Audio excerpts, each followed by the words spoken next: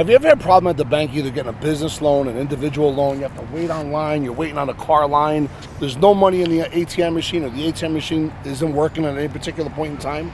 Well, guess what? I got my partner with me, Eddie Gardner. He's a genius in the space of understanding how to create your own banking systems and strategies. What's up, Ed? Rob, how's it going? How you doing, man? Man, you know, what I hate about the banks is you give them your money and it sits there earning next to nothing. And when you want to take money out, what are they going to do? They're going to charge you interest for loans, right? So I'm going to talk about today a way that you can take control of your money and start earning interest on loans that you give yourself.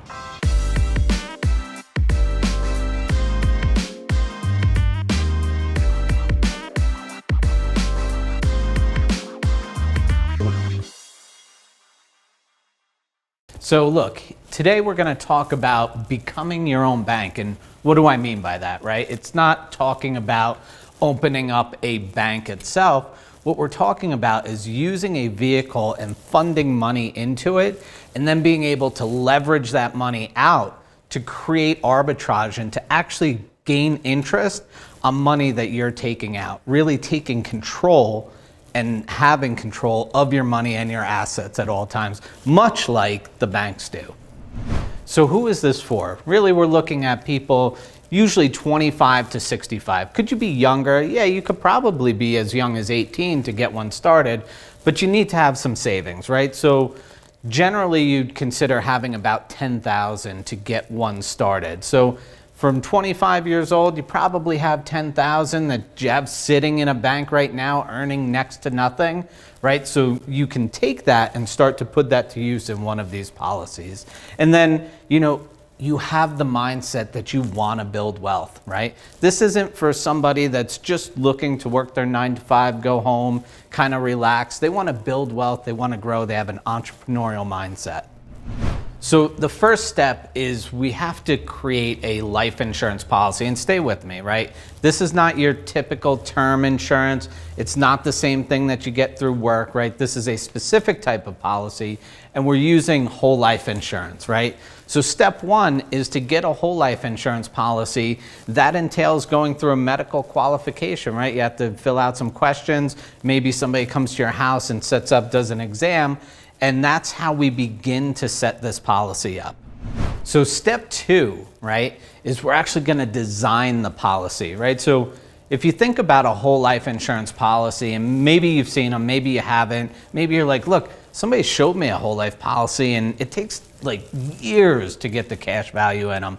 That's not what we're talking about here, right? We're talking about designing a policy that has paid up additions, and paid up additions that are overfunded, right? We're putting more money into this policy than's necessary for the death benefit, but to not violate MEC rules, right? And what's a MEC? That's a modified endowment contract. And why is that important to you? We want to make sure that your policy never becomes a MEC, because we want to keep all the tax benefits of this life insurance policy. So the way that we do that is we also add on term insurance riders, and those term insurance riders allow us to increase the death benefit for a minimal cost, and allows us to put so much more money into the cash value of that policy. So in the simplest terms, what I mean, right, a paid up addition, it sounds kind of funky, and term riders and all this stuff. What we want to do is put the least amount into the monthly premium of the policy, but take all the extra, those paid up additions, and build that cash value. And that's what we're doing. So we're putting the least amount into the base of the policy, and the most that we can into the cash value to have immediate access for you. So that brings us to step three, right? And step three, we need to properly fund this policy, right? So all those pieces that we were talking about, building out the whole life and starting the whole life, now we need to fund it, right? And so what we want to do is we want to pay as much as we can into this policy, right? So that we have a lot of cash value available. But we want to do it in a way that 80 to 85%, right, give or take, is going into that cash value immediately. And only a smaller portion is actually going to what purchases the death benefit, whether that be the term insurance rider or the base death benefit that comes with the policy. So in step 4, this is where the fun part is, right? This is where you actually start to become your own bank. And so here's what it looks like, right? You're going to take that cash value and you're going to leverage it from the policy. So a lot of people will talk about borrowing money out of the cash value and then paying themselves back interest. That's actually not what happens, right? What actually happens is you're taking a loan from your policy, right? You're leveraging against that available cash value. And in turn, what happens is that because that money never leaves the policy, it actually has continual compounding interest. And having that continual compounding interest is where the magic happens, right? Because the cash values will continue to grow in this policy. And generally, when we're taking money out of the policy, you're going to be borrowing at a lesser rate than the money is growing. So you're actually earning money on those funds, even though you have them leveraged out into another, investment. Step 5 here. Now we got to talk about, we've taken a loan out. How do we pay it back? Well, if you think about a traditional loan, right, what would happen? You would get a monthly bill that, you're paying a certain amount towards interest and a certain amount towards principal. Well, when you do this through a life insurance contract, you actually set up your own amortization schedule. What's that mean? Well, let's think about, do I do an investment where I'm a house flipper, right? And now I'm flipping properties.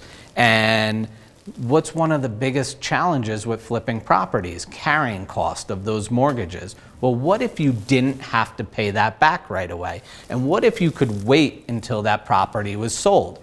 Well, if you're taking money from your life insurance policy, you actually get to set that up. You set the terms of how and when and how much you actually pay back into that policy.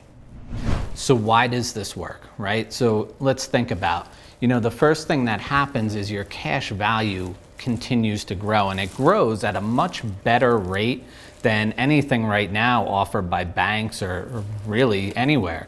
It's not that high yield of 0.4% or some of these crazy numbers that these banks expect to entice you with, right? You have guaranteed growth rates that are set by state law and contract. The second part, or the second reason why this works, is that the growth that's inside of that policy isn't taxed. And because you're taking it out in the form of a loan, you pay no tax on distribution, right? So as long as you're maintaining some of that death benefit there and that policy remains a life insurance contract, none of that money that's taken out is ever taxed. And look, the third reason it works is because of that continual compounding growth. No matter how much money you take out of the contract, even if you took the full cash value that you have, it continues to compound and grow regardless of the money being there. So here's the thing. Some of this might get a little over your head, right? Some of it, seems a little high, and there's a lot of terms that get lost on people. What is happening is you're taking your money, you're earning interest, even though you have it leveraged out and you borrowed it and put it into another investment, right? And the key to this, right, is that you're controlling your money, you're controlling the interest, and you're earning interest on stuff that you otherwise would have paid interest to a bank. Hey, listen, thank you for checking out the video. And if you really, truly want to be able to become your own bank and check out exactly how we show people the success process of being able to tap in not only the Epic Wealth Builder, but identify exactly what the action steps are in order to be able to open up that bank, go ahead and click that link below, and one of the members will reach out and take you through that process. And thank you so much for watching. Don't forget to hit the subscribe button, ring that bell, and check out this video over here. All the content that we're bringing every single day is meant to serve you and really give you the ability. All right, let me start over. Okay. You want me looking at the camera or looking at Rob? Okay. And then you turn your chest a little bit toward Yeah. And then Flare it out. put your chest in his mouth.